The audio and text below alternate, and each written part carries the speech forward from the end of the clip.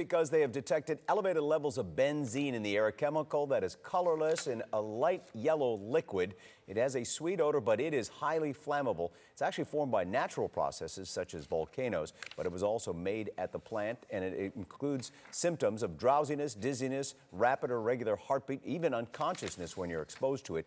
If you think you've been exposed, wash all of your clothes immediately, take them off, and get medical care as quickly as possible. Well.